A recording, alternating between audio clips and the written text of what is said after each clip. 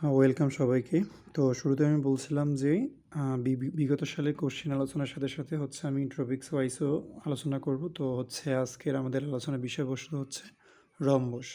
তো এই রম্বস থেকে হচ্ছে বিভিন্ন চাকরি পরীক্ষা এসে থাকে, বিসিএস, প্রাইমারি, নিবন্ধন এবং পিএসসির অধীনস্থ অনেক পরীক্ষায় রম্বস থেকে প্রশ্ন আসে। তো রম্বসের সংজ্ঞাটা যদি আমরা ভালোভাবে মনে রাখতে পারি, এখান থেকেই কিন্তু হচ্ছে কয়েকটা কোশ্চেনে অ্যান্সার করা যায়। তো রম্বস কাকে বলবো আমরা? যে চতুর্ভুজের চারটি বাহুই পরস্পর সমান ও সমান্তরাল কিন্তু কোণগুলো সমকোণ নয়, তাকে আমরা কি বলবো? রম্বস বলবো।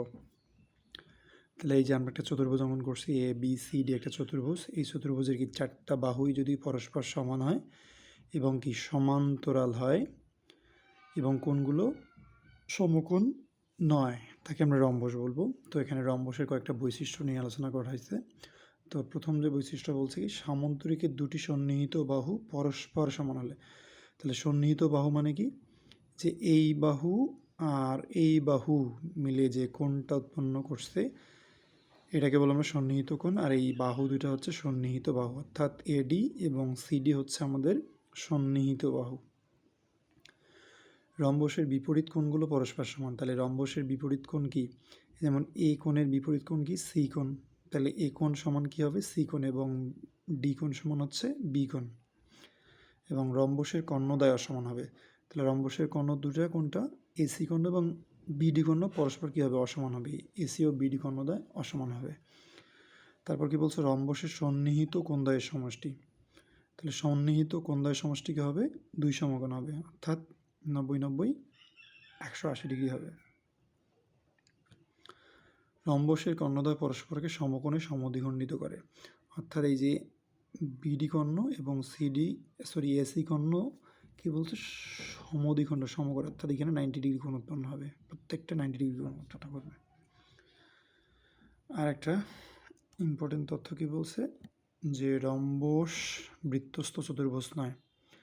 যেমন বৃত্ত থেকে একটা কোশ্চেন ছিল যে নিম্নোক্ত কোণটি হচ্ছে বৃত্তের অন্তর্গত চতুর্ভুজ নয়, সেটা ছিল রম্বস। তাহলে রম্বস বৃত্তস্থ চতুর্ভুজ হবে না। তো রম্বসের সবথেকে ইম্পর্টেন্ট যে প্রশ্নটা, সেটা হচ্ছে রম্বসের ক্ষেত্রফল সম্পর্কিত একটা প্রশ্ন আসেই বিভিন্ন পরীক্ষায়। তো রম্বসের ক্ষেত্রফল সমান কী হবে? হাফ গুণন কর্ণদ্বয়ের গুণফল হবে। এবং রম্বসের পরিসীমা সমান কী হবে? 4 গুণন একটি বাহুর দৈর্ঘ্য, যে কোনো এক বাহুর দৈর্ঘ্য হবে। তো আমরা একটা ম্যাথ যদি দেখি, তো কি বলছে? একটি রম্বসের কর্ণদ্বয় যথাক্রমে 8 সেন্টিমিটার ও 4 সেন্টিমিটার ও 6 সেন্টিমিটার হলে ক্ষেত্রফল কত? তাহলে কি আমরা বলছি রম্বসের কর্ণদ্বয়ের গুণফল হাফ গুণন কর্ণদ্বয়ের গুণফল। তাহলে আমরা জানি ক্ষেত্রফল সমান হাফ গুণন কর্ণদ্বয়ের গুণফল। তাহলে আমাদের কর্ণ ছিল 4 এবং 6, তাহলে হাফ গুণন 4 গুণন 6। তো যদি আমরা কাটাকাটি করি, 2 দুগুণা 4, 6 দুগুণা হচ্ছে 12 বর্গ সেন্টিমিটার। তো রম্বস থেকে আরেকটা ইম্পর্টেন্ট অঙ্ক হচ্ছে যদি এই টাইপের অঙ্ক আসে, তো কী বলছে? একটি রম্বসের প্রতিটি বাহুর দৈর্ঘ্য যদি 5 সেন্টিমিটার হয়, তাহলে ক্ষেত্রফল কত? তাহলে আমরা বলছি যে রম্বসের প্রত্যেকটা বাহুর দৈর্ঘ্য কী হয়? পরস্পর সমান। তাহলে আমি চিত্র দেখেছি যে